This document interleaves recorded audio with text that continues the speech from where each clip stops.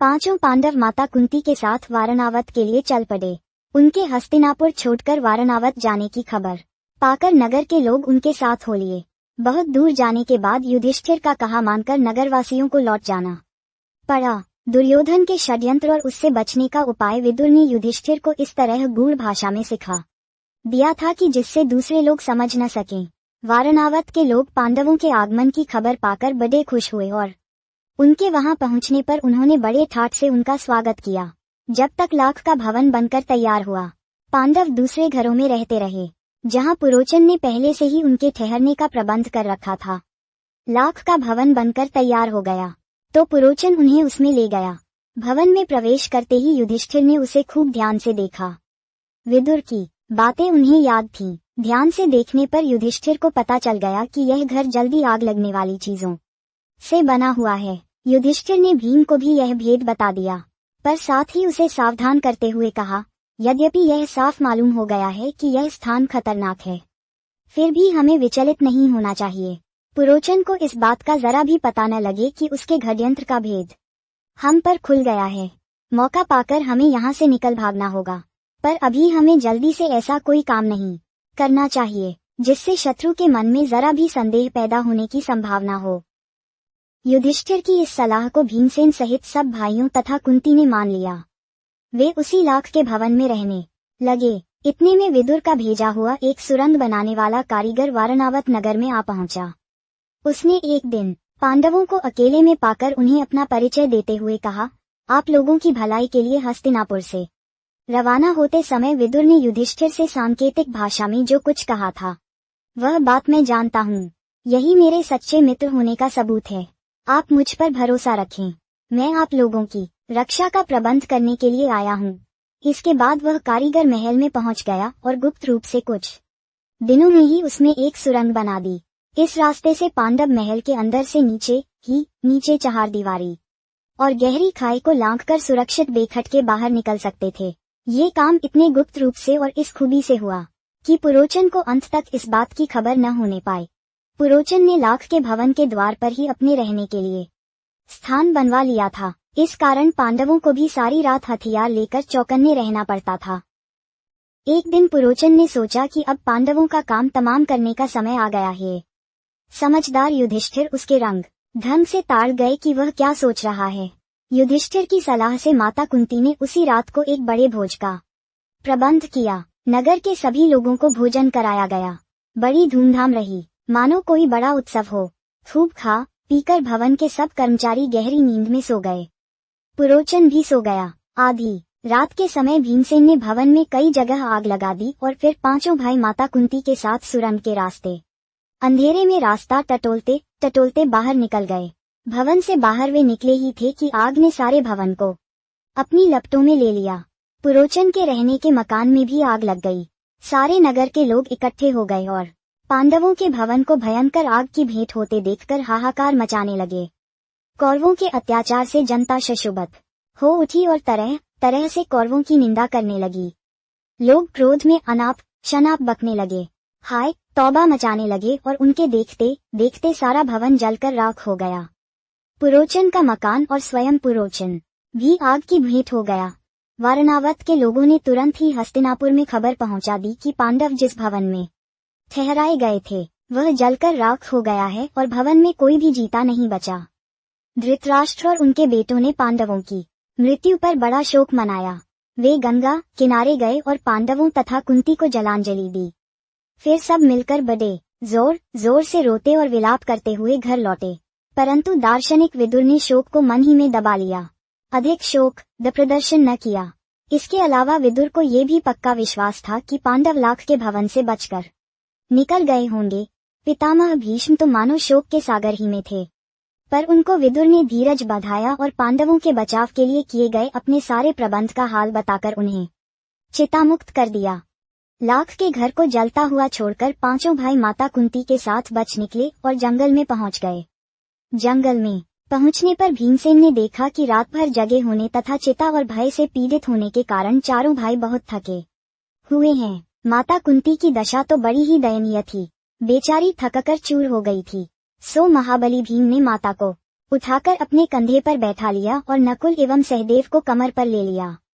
युधिष्ठिर और अर्जुन को दोनों हाथों से पकड़ लिया और वह उस जंगली रास्ते में उन्मत्त हाथी के समान झाड़ झंखाड़ और पेड़ पौधों को इधर उधर हटाता व रौंदता हुआ तेजी से चलने लगा। जब वे सब गंगा के किनारे पहुंचे तो वहां विदुर की भेजी हुई एक नाव मिली। युधिष्ठिर ने मल्लाह से सांकेतिक प्रश्न करके जांच लिया कि वह मित्र है। वे लोग अगले दिन शाम होने तक चलते ही रहे ताकि किसी सुरक्षित स्थान पर पहुंच जाएं। सूरज डूब गया और रात हो चली थी। चारों तरफ अंधेरा छा गया। कुंती और पांडव एक तो थकावट के मारे चूर हो रहे थे, ऊपर से प्यास और नींद भी उन्हें सताने लगी। चक्कर सा आने लगा। एक पग भी आगे बढ़ना असंभव हो गया। भीम के सिवाय और सब भाई वहीं जमीन पर बैठ गए। कुंती से तो बैठा भी नहीं गया। वह दीन भाव से बोली, मैं तो प्यास से मरी जा रही हूँ, अब मुझसे बिल्कुल चला नहीं जाता। धृतराष्ट्र के बेटे चाहें तो भले ही मुझे यहाँ से उठा ले जाएं, मैं तो यहीं पड़ी रहूंगी। ये कहकर कुंती वहीं जमीन पर गिरकर बेहोश हो गई। माता और भाइयों का ये हाल देखकर क्षोभ के मारे भीमसेन का हृदय दग्ध हो उठा। वह उस भयानक जंगल में बेधड़क घुस गया और इधर उधर घूम घाम कर उसने एक जलाशय का पता लगा ही लिया। उसने पानी लाकर माता व भाइयों की प्यास बुझाई। पानी पीकर चारों भाई और माता कुंती ऐसे सोए कि उन्हें अपनी सुध बुध तक न रही। अकेला भीमसेन मन ही मन कुछ सोचता हुआ चितित भाव से बैठा रहा। पांचों भाई माता कुंती को लिए अनेक विघ्न बाधाओं का सामना करते और बड़ी मुसीबतें झेलते हुए उस जंगली रास्ते में आगे बढ़ते ही चले गए। वे कभी माता को उठाकर तेज चलते, कभी थके मांदे बैठ जाते, कभी एक दूसरे से होड़ लगाकर रास्ता पार करते। वे ब्राह्मण ब्रह्मचारियों का वेश धरकर एकचक्रा नगरी में जाकर एक ब्राह्मण के घर में रहने लगे। माता कुंती के साथ पांचों पांडव एकचक्रा नगरी में भिक्षा मांगकर अपनी गुजर करके दिन बिताने लगे। भिक्षा के लिए जब पांचों भाई निकल जाते तो कुंती का जी बड़ा बेचैन हो उठता था। वह बड़ी चिंता से उनकी बाट जोहती रहती। उनके लौटने में जतरा भी देर हो जाती तो कुंती के मन में तरह तरह की आशंकाएं उठने लगती थीं।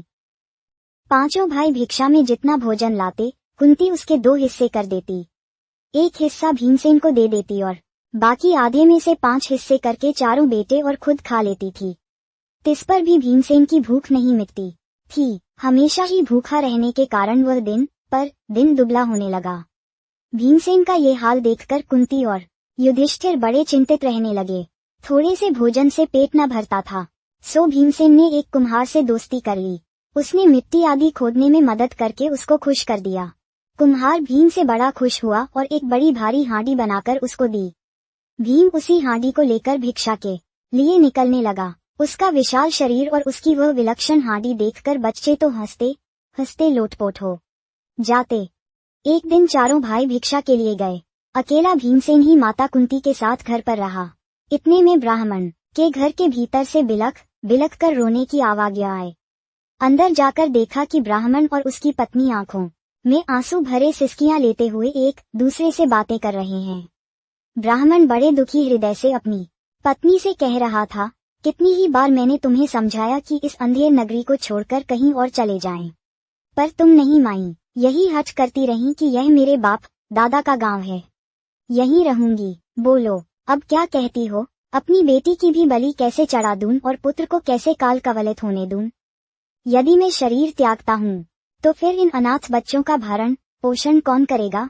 हाय, मैं अब क्या करूं?